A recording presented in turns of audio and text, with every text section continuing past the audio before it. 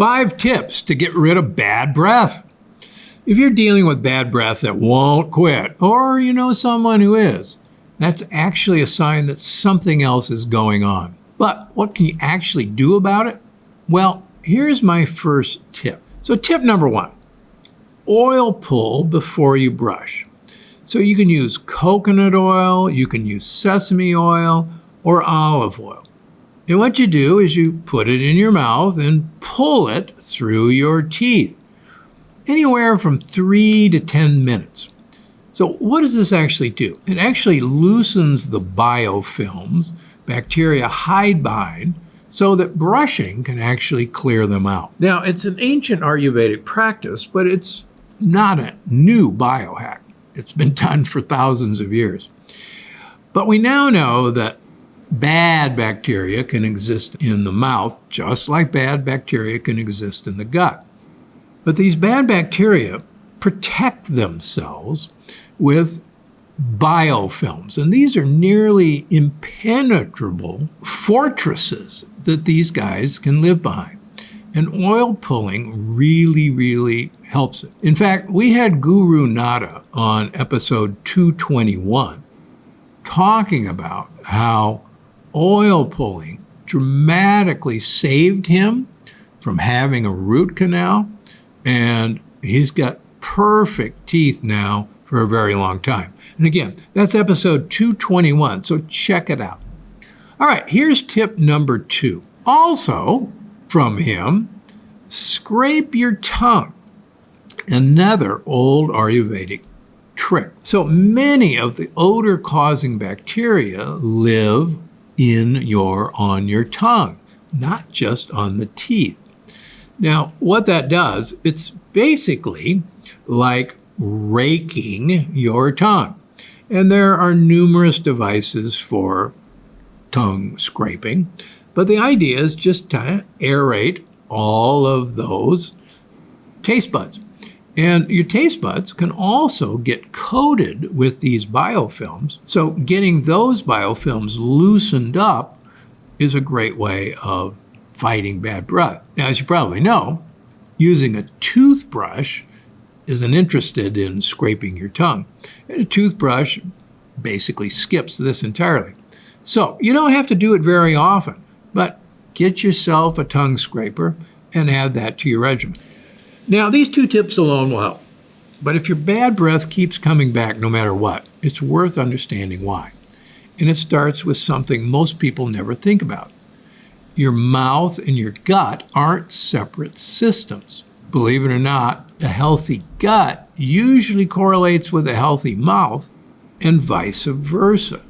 They're actually intrinsically linked. First of all, remember, digestion doesn't start in your stomach. It starts the second you start salivating. And your mouth is actually the second largest microbiome in your body. There's up to 700 species live there. I see a lot of patients who believe they have SIBO.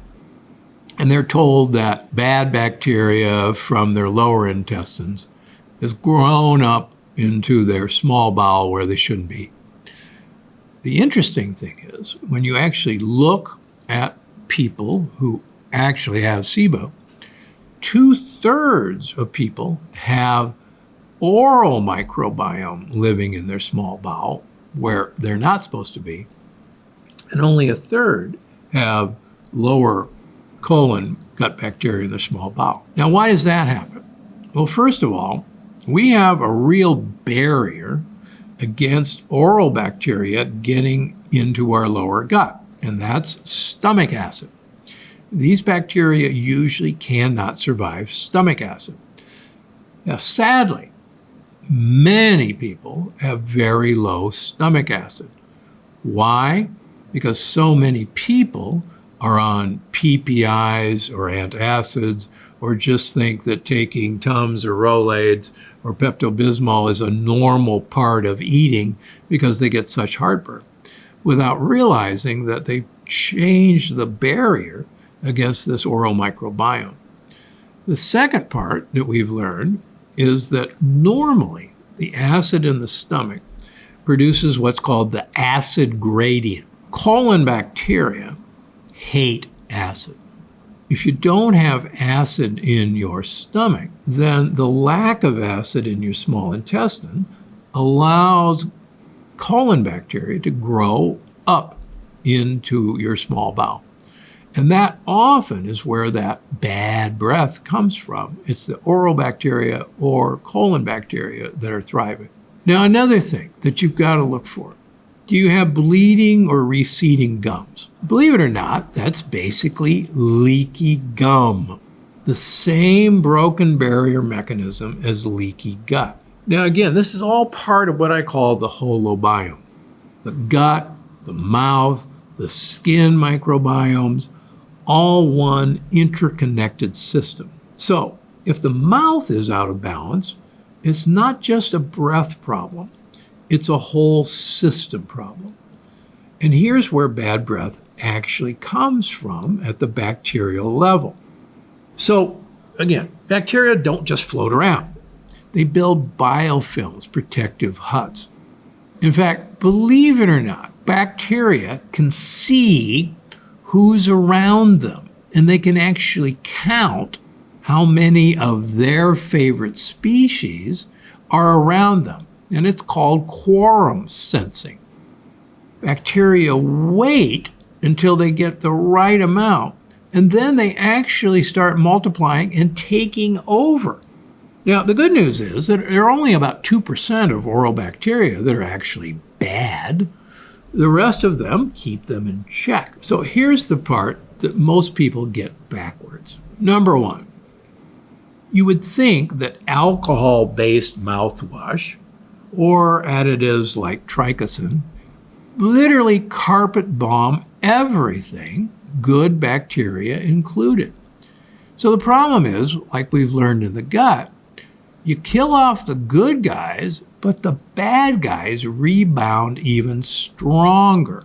And the good guys aren't there to fight them off. And so some chronic bad breath is being caused by the exact products people think they're using to fight it. And sometimes it's not a hygiene issue at all.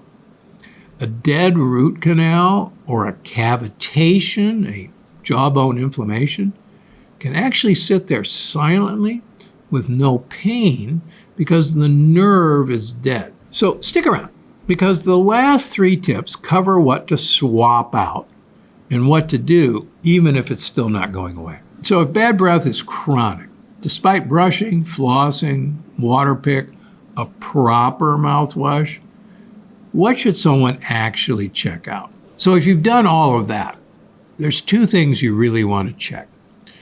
First of all, you want to check some markers of inflammation that are readily obtainable by your healthcare provider.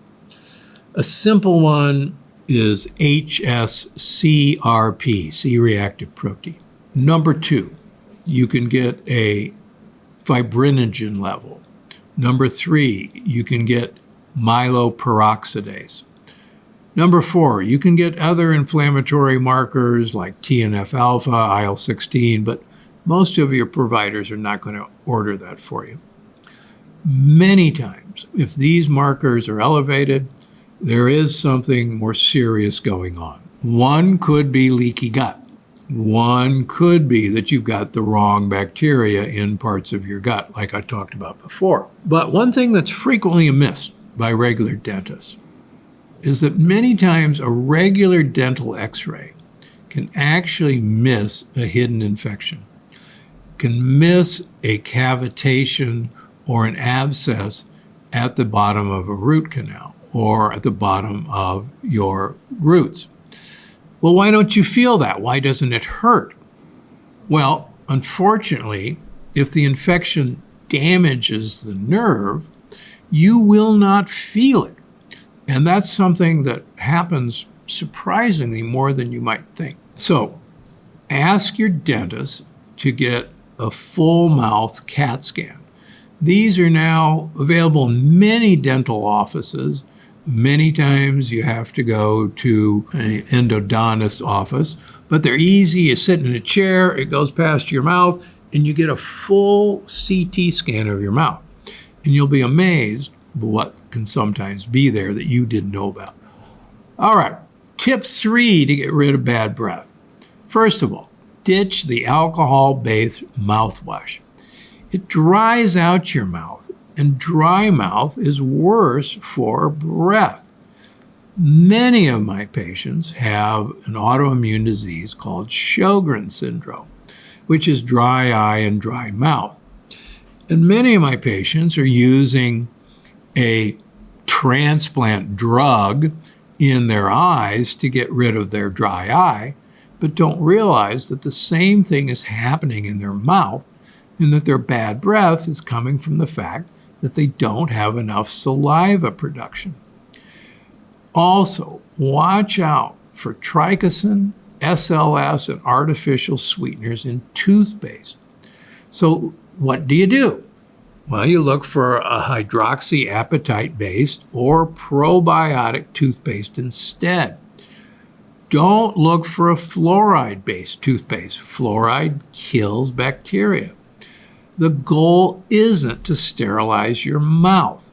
It's to rebalance, just like we talk about with the gut. All right, tip 4, floss daily, not just before a dental visit.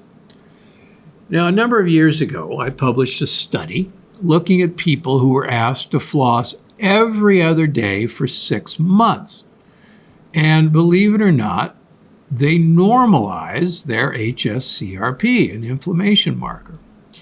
Now, why did I choose every other day? I really don't like flossing, but I could do it every other day. My wife is a nut. She flosses twice a day. She's really smart. And what was really interesting about this study is that daily or twice daily flossers drop their CRP even further. Or if you find that's difficult, just use those little picks if flossing is difficult. In fact, there are some interesting studies that toothpicks, the old-fashioned, actually works better than flossing. Or add a daily water pick routine.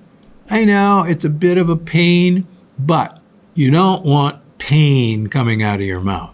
Also, the reason you do this is because trapped food between the teeth is a classic hidden odor source that brushing alone won't fix. Many times I'll ask my patients who do floss, next time you floss, particularly your back teeth, pull the floss out and smell it. And I'll bet you it really smells nasty. That's those bacteria fermenting what you left behind and your toothbrush didn't get. So just because you're brushing twice a day, you're not getting to the real issue. Now remember, this isn't just a mouth issue. Whatever's happening in there is actually showing up in your bloodstream and your gut too, and I can measure it. Would you believe it that people with receding gums, with periodontal disease, have bacteria in the plaque in their coronary arteries? Sadly, it's true. All right, tip 5. How about if you have persistent bad breath despite a clean diet and a good routine? There could be a hidden infection. If you've had a root canal and a crown, that's a dead tooth. There's no blood supply, there's no immune system, and there's no nerves to alert you. Now that infection can sit there silently for years. Cavitations, that's jawbone inflammation, often found at old wisdom tooth extraction sites. It's the same deal. Now neither of these usually show up on a standard x-ray. So you need to get a cone beam CT scan to see it in 3D. I like to tell the story of 2 of my patients, both dental hygienists. They had elevated CRP with no explainable cause. We looked everywhere, chronic urinary tract infections, leaky gut, couldn't find a reason. I asked them to get a CT scan of their mouth. They looking for this problem. And they both laughed at me. They said, "Don't you think as a dental hygienist, I'd know what's going on in my mouth?" I said, "Hey, let's find out." Turned out both of them had abscesses under old root canal crowns. And both the dentists were shocked when they pulled off the crowns and pus came running out of their teeth. The good news is, once that was fixed, both of them, their C-reactive protein normalized. So, when should someone actually ask their dentist for a cone beam scan? If we've done everything that we've just talked about, and you're still having problems with bad breath, it's time to look deeper. Now, is this something a regular dentist can catch? Well, a lot of dentists now have CT scans in their office, but many times you're going to have to go to someone who's an endodontist to find that office, but they're actually very reasonable. Do you need to see a biologic-holistic dentist specifically? Well, not necessarily, although my experience is that most dentists are still not really interested in cavitations in old wisdom teeth sites, which won't really show up on a regular x-ray. So think about going one level deeper. Now, here's one final bonus tip. Consider taking a probiotic specifically designed for improving the oral microbiome. And there are actually several out there. And these are usually in tablet form that you chew. And there are also several prebiotic, probiotic toothpaste that you should consider brushing with. And as always, everything often comes down to your diet. So make sure to follow my yes and no food list in all my books. And the list is absolutely available for free on Gundry MD and drgundry.com. So you got no excuse for your bad breath. That's all for today.